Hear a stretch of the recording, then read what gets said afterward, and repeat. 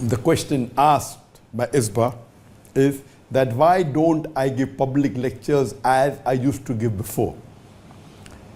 The answers can be divided into 2 or 3 parts. Number one, I remember when I started doing dawah in the early 90s. I got inspired by Sheikh Didat in 1987. I was doing mainly one-to-one dawah. Then in the early 90s, I started giving public talks. And then I started traveling. The first talk I think I gave was in South Africa in 1994. My first talk outside India. And then I remember I used to give a lot of talks. I remember when I went to Kuwait in 1998. In one day, I gave 8 talks. One is immediately after Fajr early in the morning, and last talk was 2 o'clock in the night. 8 talks, 8 public talks in a day. I remember when I used to travel towards the end of the 90s and the early parts of 2000, I used to spend maybe a few days, and I used to give tens of lectures. On average, few lectures a day, maybe more than 1 lecture a day, 2-3 lectures a day on average. So I spend there about 5 days and about maybe 10-15 lectures. We spend a week and we give maybe 20 lectures. Later on, with the help of Allah subhanahu wa ta'ala, as time went on growing, alhamdulillah, Allah gave more power in my speech. Allah put love and mercy into the heart of the people. Previously, when I used to give lectures, my audience, I remember, Sheikh Didat, Sheikh Ahmad Didat, the person who inspired me, may Allah grant Jannah, Rahimullah, he had told me, when you come to Saudi Arabia, expect few people. Don't expect the way you get in India, thousands of people. And the first talk I gave in Saudi Arabia, it was in 1996, if I'm not mistaken. My first talk in Jeddah, I was expecting maybe 10-15 people, and mashallah, more than 1,000 people came. So Allah is blessed that initially when it started, only the numbers were in thousands. Okay, Western countries were initially few hundred, then into thousands. But as Allah subhanahu wa ta'ala kept on putting love of me into the hearts of the Muslims and even many of the non-Muslims, then the strategy changed, and maybe in the year 2010 onward, etc., I preferred giving few lectures with larger audiences. And that's how my talks became few, but the numbers became large. And then we were more involved in the media. We used to record the programs and see to it that many people used to watch. So that's how most of the talks abroad, used to have large gathering. Maybe if you see from the year 2010 to 2016, we had to travel a lot. The audiences abroad were 5,000, 10,000, 20,000, 50,000, large gatherings. In India, it was 100,000, 200,000, 500,000, 1 million. So few lectures, larger audience. If you count the number of people in public talks, every year increased. Means if I went to a city and spent 5 days and gave maybe 15 talks, or spent 2 weeks and give 20 talks. Now I go to a country, I give talks only on the weekends. But the number of people coming for the talks, for those 2 talks, are much more than 10 talks put together. That's number one. But that's not the only thing. We also record this on the media, and when it goes on the social media people watch to a larger number on social media and on the satellite channel. So when we started the satellite channel in 2006, our main focus was see to it that programs on the satellite channels are good. So my talks became less, but the reach became more. Now the satellite in 2016, Peace TV English alone had 100 million viewers. Then Urdu, mashallah, had 80 million viewers. Bangla had 50 million viewers. Chinese had 20 million viewers. Now the viewership has a little bit declined. So previously it was about 250 million all put together. Now it may have reduced to maybe 200 million all put together. Because the social media is getting more and more. More people are watching social media, but the television yet has its advantage. So now because of social media, we are coming on the social media. The Facebook is there. Now my Facebook has 23.9 million, mashallah, subscribers. The YouTube has 3.89 million subscribers, and the Instagram, so on and so forth. So in terms of lectures, I do agree. With the public lectures, I do agree. It has reduced. And, because of the onslaught of the Indian government 2016, after that, 2016, I only started traveling to countries which are more friendly to Muslims, as well as those countries which I know doesn't have good hold of India. As you know that because of the onslaught of the Indian government, the BJP government, Narendra Modi had to do hijrah in 2016 from India to Malaysia. After I did hijrah, of course the Indian government was after me. So after 2016, whenever I traveled to any country, whether Muslim or non-Muslim country, I did not travel to the country until I had invitation from the head of state or the home minister.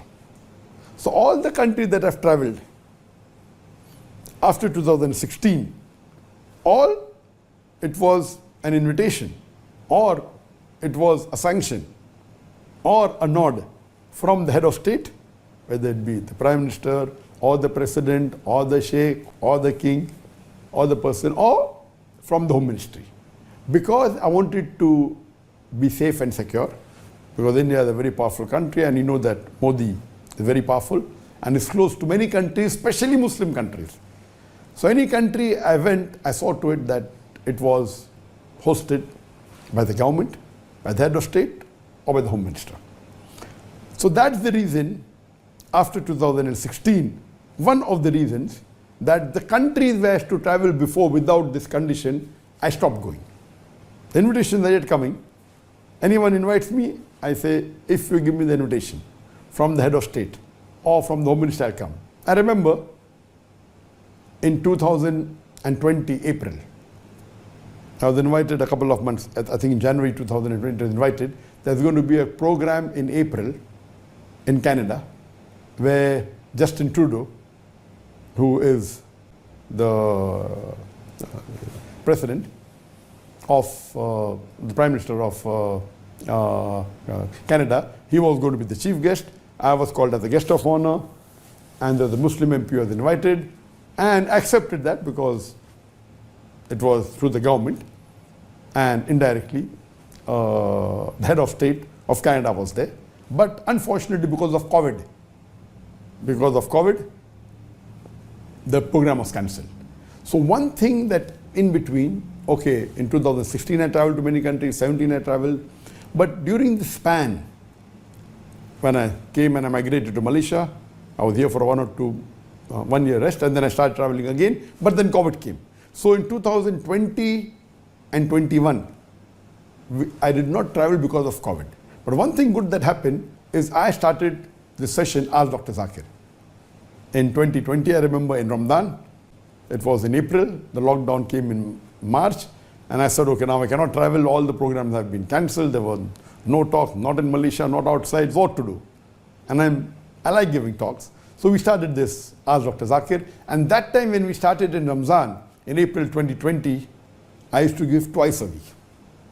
But then I realized that giving twice a week, reading the questions, we thought it would be easy, only the talk and maybe a couple of hours of preparation and giving the talk. We realized that average in a week, 20,000 questions started coming. So the biggest ordeal is to read these questions. So I had a team, and my team doesn't read all the 20,000, maybe 5,000, 6,000, whatever they read. From that, they passed me 100 questions. From that 100, I select 20 questions to answer, approximately. So then, after Ramadan, because of all my other activities, the satellite, etc., I reduced it to once a week. And when the COVID ended, maybe in 2021, 2022, when my son Farik came to Malaysia, or he was in Saudi, that time we used to join. I used to handle 1.5 hours, my son half an hour. But when he came to Malaysia, then I handled, as Dr. Zakir, on the first and the third Saturday, and my son handles as Sheikh Farik on the second and the fourth Saturday. So many, but because we reduced, I changed from 1.5 hours to 2 hours. So the length has remained approximately the same. Previously was, in Ramadan it was 1 hour, twice a week, then became 1.5 hours once a week. Now it becomes 2 hours to 2 hours 15 minutes twice a month. So it comes to approximately 1 hour a week for me, but Farik additional takes 1 hour every fortnight, so 2 hours a month. But naturally the audience on the social media live, on the Facebook, on the YouTube, on the Instagram, on the Peace TV, the thing is large. But coming back to your question, yes, public talks has reduced. Now, one thing is there, I prefer public talks because in public talks, I enjoy, and I'm giving a talk standing, I can see the audience live. It's different than talking in front of a camera. Both are different. But one good thing that happened in Ask Dr. Zakir Naik sessions, we are in the 12th season. The first Ramadan season had about 9 sessions. Now each of the season have normally 6 sessions, sometimes 7. So already 12. So already more than 70 sessions have taken place, for about 1.5 to 2 hours. And more than 1,500 questions have been answered. The difference in this and the public lecture is, the public lecture is good, of course, inspiring, a lot of cameras, audiences there, 5,000, 10,000, 20,000, 50,000. And even in this time, in Malaysia, before the COVID, I had given the talk just before the COVID in 2019, and I gave a talk in Malaysia, in Kelantan, there were more than 100,000 people. In 2017, when I gave in Indonesia, there were 110,000 people in Jakarta. So the audiences, of course, those talks with the number of cameras, 12, it's much better. In terms of impact, it is 10 to 20 times better. But as far as the talks are concerned, excellent. As far as the questions are concerned, there were many questions which were repetitive. And we cannot say this question has been asked 1 year back, I cannot answer. I cannot say this question was, yes, if it's asked same day, I can refuse answering. Or if it was asked yesterday in another talk in the same city, I can say it was answered yesterday. But I cannot say it was answered 1 month back in Nigeria or 1 month back in Qatar. I have to answer. So there were questions which were repetitive. So if you remove the duplicate, suppose every public talk, I may handle about 10 to 20 questions, out of which more than 50% are repetition. Or some questions which ask twice, some 3 times, some 10 times. So the net impact, you could say unique question, you could say 25% only. Absolutely unique. In this program, Ask Dr. Zakir, the repetitions are very few. Maybe less than 10%.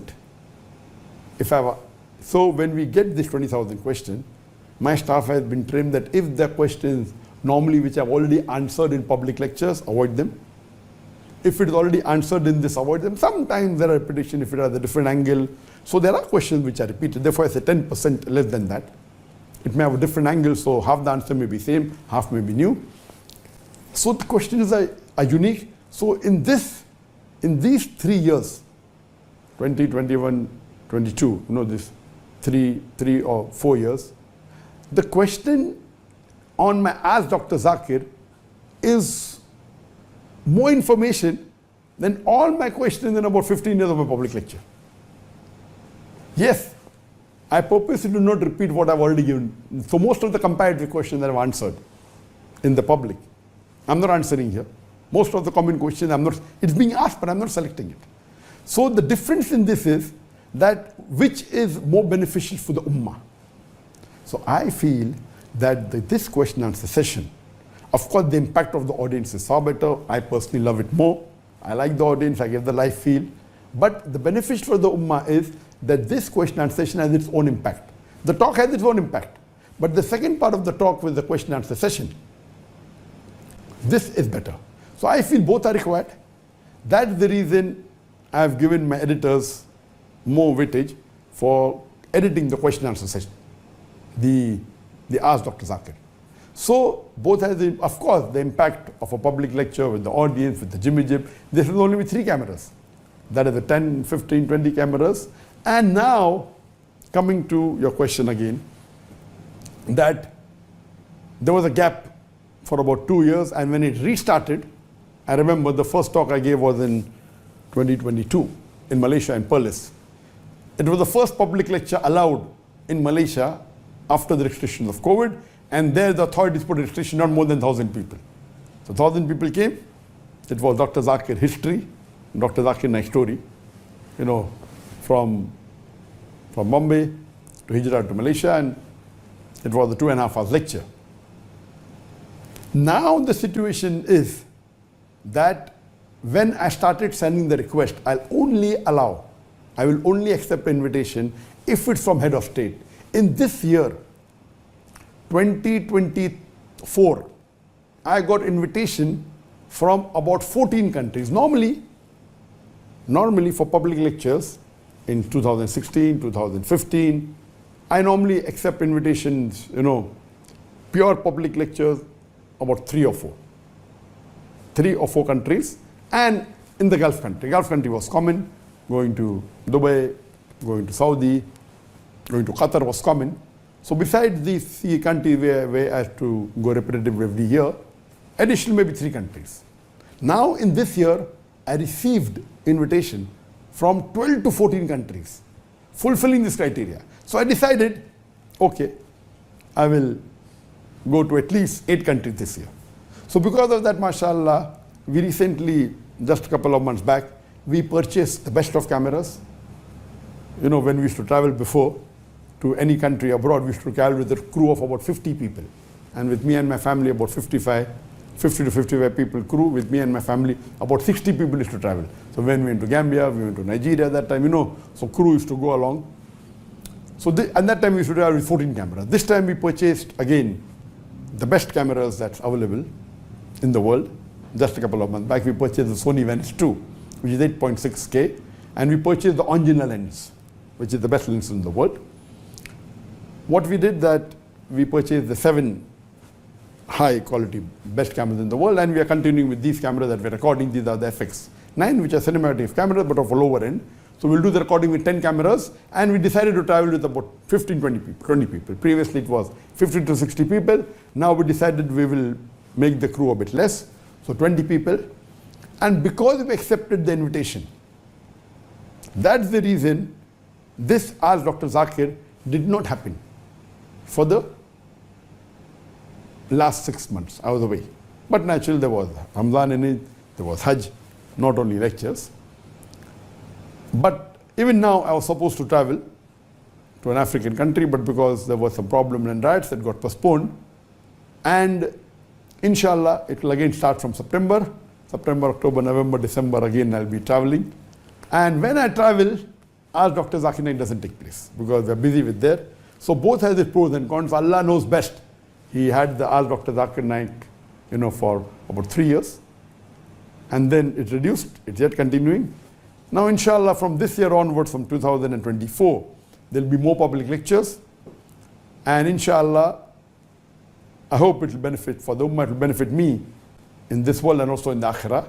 So the public lectures, inshallah, will not be the same as before in the 90s and 2000s, but inshallah go back to what we used to do in 2013, 14, 15, 16, where travel at least to 4 or 5 countries and have large audience. And we pray to Allah subhanahu wa ta'ala that now the audiences will be larger, there are new topics that have come.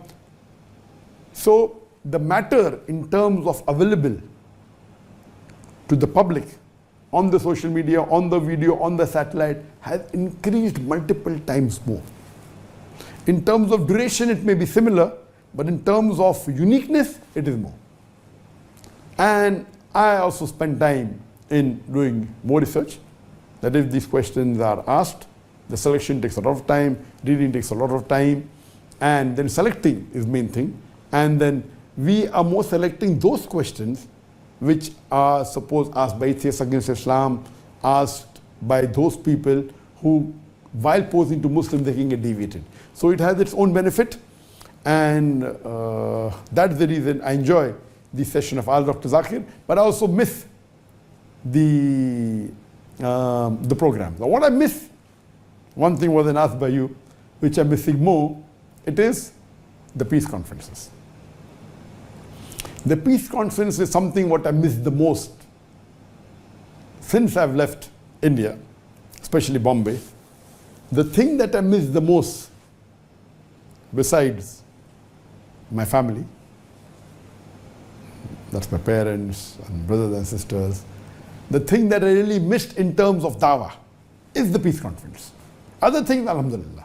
But the peace conference, the way we used to have in Bombay, we had for many years, and the audiences used to be hundreds of thousands in one sitting, over 10 years, about 1 million people, the audience is coming in large numbers, more than 30 speakers coming from different parts of the world. This we missed. And I was hoping to have this, and I spoke to a few people about which is the best place to have it, which country would be the best. And unfortunately, most of the Muslim countries may not like having such large audiences and large number of speakers coming, but there's good news for you.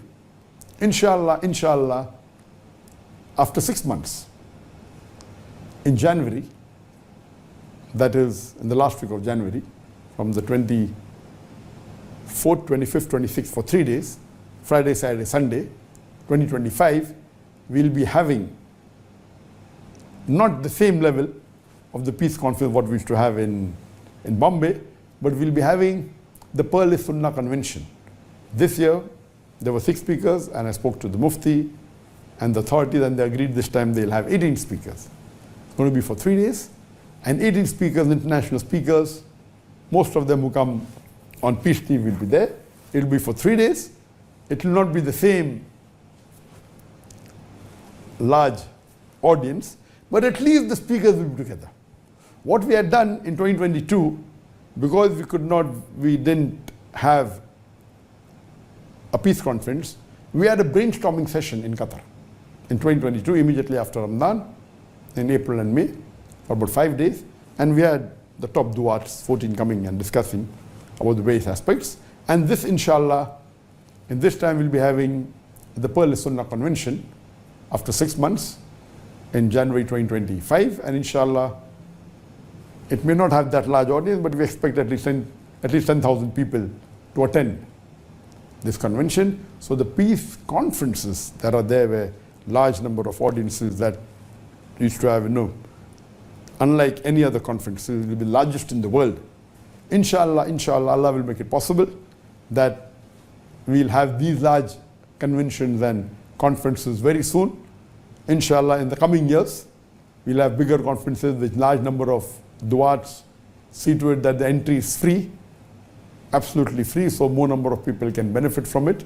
And I pray to Allah subhanahu wa ta'ala, may He make us instrumental in spreading the deen.